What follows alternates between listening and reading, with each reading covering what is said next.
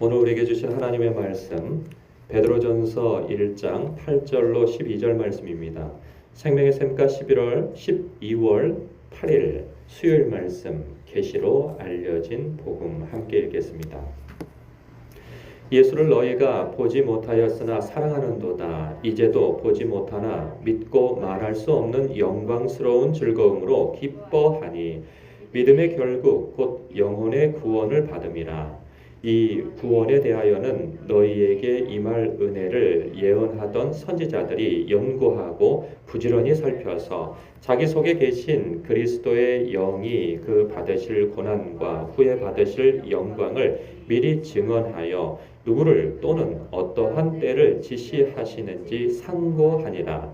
이 섬긴 바가 자기를 위한 것이 아니요 너희를 위한 것임이 계시로 알게 되었으니 이것은 하늘로부터 보내신 성령을 힘입어 복음을 전하는 자들로 이제 너희에게 알린 것이요 천사들도 살펴보기를 원하는 것이니라. 아멘. 오늘날 모든 신자는 믿음으로 말미암아 구원을 얻는다는 것을 상식적으로 알고 있습니다. 그래서 자신이나 혹은 그 다른 사람이 구원 얻었는지 혹은 구원 얻을지 여부를 예수님을 믿는지 안 믿는지로 확인하지요. 아주 잘하는 일이죠. 신자의 구원은 오직 믿음으로 말미암아 얻는 것이 분명합니다. 그런데 그 믿음이 정말 마음으로 믿는 믿음인지 그저 입술로의 가벼운 고백인지는 그 자신만이 아는 것이죠. 그것을 어떻게 확인할 수 있는가? 예수 그리스도를 참으로 믿어서 내가 구원 얻은 하나님의 백성인가? 무엇을 통해서 그렇게 확인할 수 있는가? 오늘 말씀을 보니까 내적 증거가 있다고 말씀하고 있어요. 자신이 구원받은 하나님의 사람인지 그렇지 않은지는 그 자신의 그 예수 그리스도에 대한 그 마음과 태도가 어떠한지를 확인해 보면 알 수 있다 이렇게 말씀하고 있어요. 그것을 보면 8절에 보니까 이래요. 예수를 너희가 보지 못하였으나 사랑하는도다 말씀하시죠. 그러니까 예수님을 사랑하느냐라는 거죠. 여러분 예수님을 사랑하시죠? 우리 모두가 다 예수님을 사랑합니다. 왜 사랑하는가? 그것은 은혜를 알기 때문입니다. 그 은혜라고 하는 그 말뜻 자체가 자격 없는 자에게 베푸신 하나님의 호의이죠. 내가 자격 없는 자임을 알기에 어떻게 자격이 없는가? 나는 허물과 죄로 죽었던 자였고 참으로 하나님에 대해서는 관심도 없고 적극적으로는 내가 비방하는 삶을 살았고 그리고 하나님에 대해서 아주 소극적인 마음으로는 관심도 없이 살았으며 그리고 나는 구원이 있는지 없는지에 대해서 알지도 못했고 관심도 없었던 사람이었습니다. 그런데 우리가 구원을 얻고 보니 알게 되어진 것이 무엇입니까? 내가 그렇게 살다가 지옥불에 떨어질 인간이었다는 것이죠.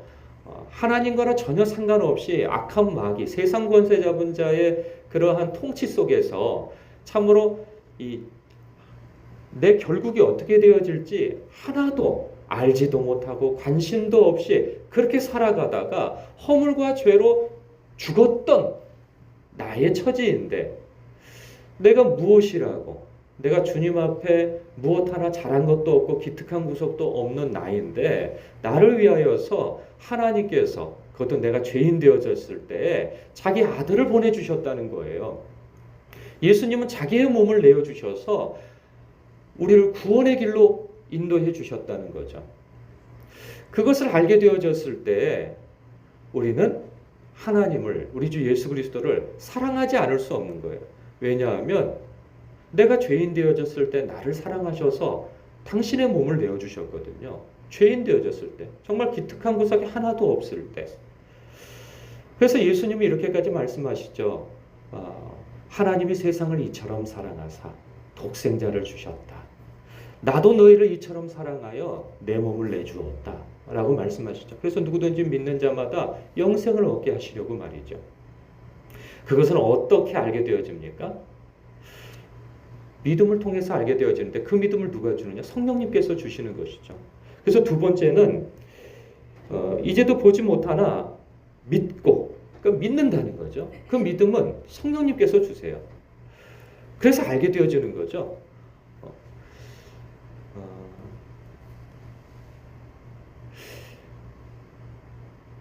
우리의 그 믿음은 그저 말로만 고백할 수 있는 믿음은 아니죠. 그 믿음의 내용을 알아야 하는 것이죠. 그 믿음은 예수님을 주님이라 고백하는 믿음을 갖고 있느냐라는 것입니다.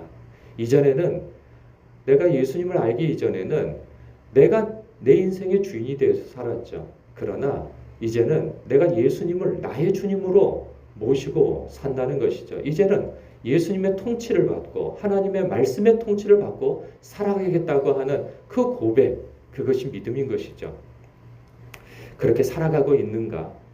그리고 세 번째가 이런 거네요. 말할 수 없는 영광스러운 즐거움으로 기뻐하나니. 여러분, 내가 예수 그리스도를 믿음으로 말미암아 영생을 얻게 되어졌다는 것이 여러분에게 말할 수 없는 영광스러운 즐거움으로 늘 다가옵니까? 물론 즐겁죠. 그런데 이것이 나의 삶 속에서 예수를 믿는 것 때문에 당하는 고난과 삶 속에서의 불이익, 부당함이 있어도 이렇게 기뻐하고 즐거워하고 하나님께 영광 돌릴 수 있는 그런 기쁨이 있느냐라는 것이죠. 어제 이 말씀을 묵상하면서, 어제 말씀이죠. 어제 전한 말씀을 묵상하면서 그런 생각이 들었어요. 흩어진 나그네와 같은 성도들이 곳곳에서 예수를 믿는 것 때문에 여러 가지 시험을 당하는 상황 속에서 사도 베드로가 이렇게 그들에게 격려의 말씀을 보낸 거 아니겠어요? 그러면서 힘을 내라 그러는데, 그 힘을 내라 하는 그 말씀이 무엇이냐면 이런 거죠. 조금만 기다리십시오. 그러면 좋은 날이 올 겁니다. 이런 말씀이 아니에요. 근데 사실 저도 어떤 성도님들의, 우리 교우들이, 성도님들이 삶 속에서 예수 믿는 것 때문에 직장을 잃는다든가 어떤 거래처가 끊긴다든가 아니면 예수 믿는 것 때문에 가족과의 관계가 좋지 않아서 어려움을 겪게 되어졌을 때 내가 그들에게 어떤 말을 해줘야 된다면 무슨 말을 해줘야 될까 고민하면 저는 이런 얘기를 할 것 같아요.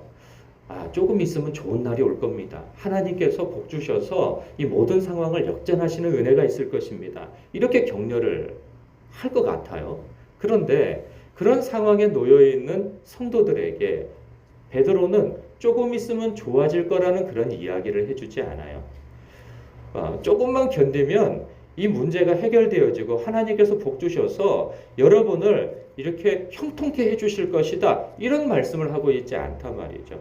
사도 베드로는 지금 성령에 충만하여서 지금 하나님의 말씀을 전하고 있는 거예요.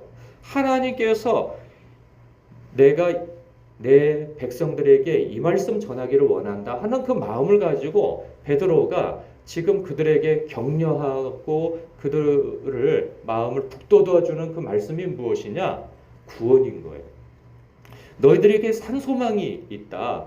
그리고 우리는 예수 그리스도 안에서 이 여러 가지 시험을 당하나 기뻐할 수 있는 이유는 우리가 이 썩지도 않고 변하지도 않고 쇠하지 아니하는 이 하늘의 기업, 영생을 얻은 사람이기에 우리는 그런 고난을 당함에도 불구하고 우리는 기뻐할 수 있는 사람이다. 뿐만 아니라 우리는 마지막 때, 심판의 때에 예수 그리스도께서 나타나실 그때에 예수님의 말씀, 예수님 때문에 고난받고 부당한 일을 당하는 것 때문에 칭찬과 영광과 존귀를 얻게 될 것이다. 이 말씀을 하고 있는 거예요. 그런 생각을 가졌어요. 저는 이 말씀을 대언해야 하는 사람이잖아요. 그런데 이 베드로 전서를 대언할 때 하나님의 가치에 사로잡힌 베드로 사도가 이 말씀을 전하는데, 이 말씀을 대언하고 있는 내가 하나님의 가치에 가까이 있지 아니하고 이 사도의 마음과 같은 마음으로 있지 않다면 나는 이 말씀을 하나님이 생각하는 것보다, 그리고 이 사도 베드로가 이렇게 말씀하고 있는 것에 한참 못 미치는 말씀을 전하게 되지 않을까, 그런 생각이 들더라고요.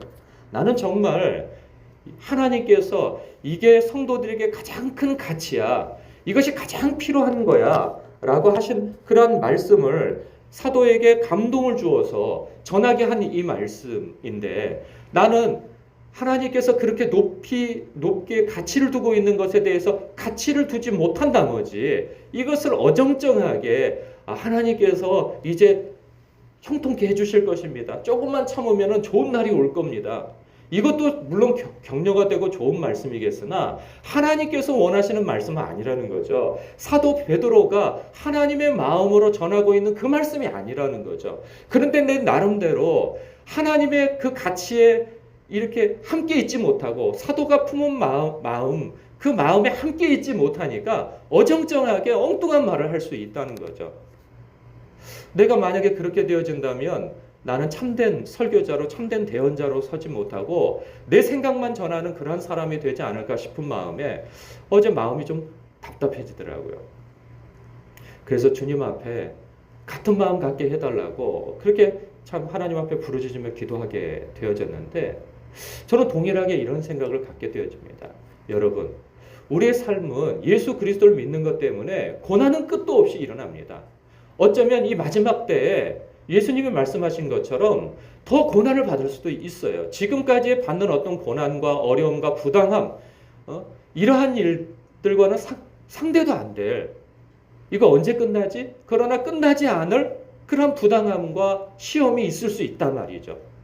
그때 우리의 마음이 하나님이 품은 마음과 하나님께서 이게 너희의 참된 가치다 라고 생각하는데, 하나님께서 우리에게 좋다고 여기시고 참된 가치라고, 이것이 가장 고귀한 것이라고 얘기한 것은 내게 그렇게 가치로 느끼지 않고 오히려 이거는 너희들에게 가치 없는 것이란다, 이것은 너희들이 목숨 걸고 붙들 그런 것이 아니야, 그런 것은 크게 가치를 두고 마음을 이렇게 거기에다가 온통 쏟아붓고 하는 것이라고 한다면,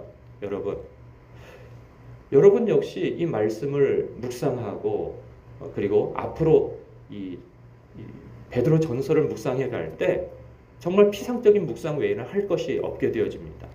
왜냐하면 동의가 안 되어지니까.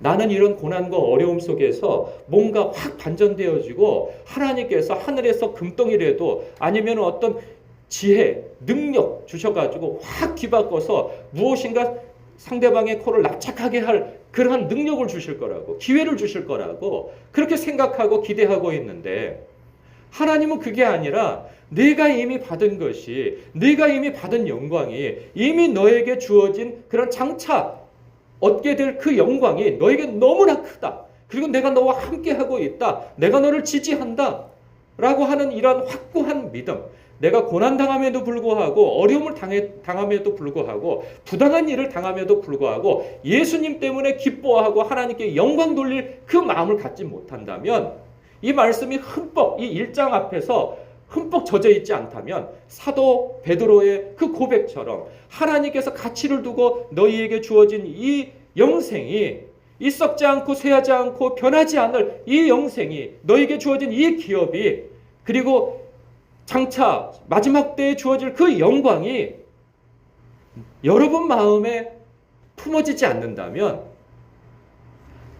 그 이후에 베드로전서, 베드로후서 그 모든 말씀이 여러분들에게 와닿지 않는 말씀이 되어질 거예요.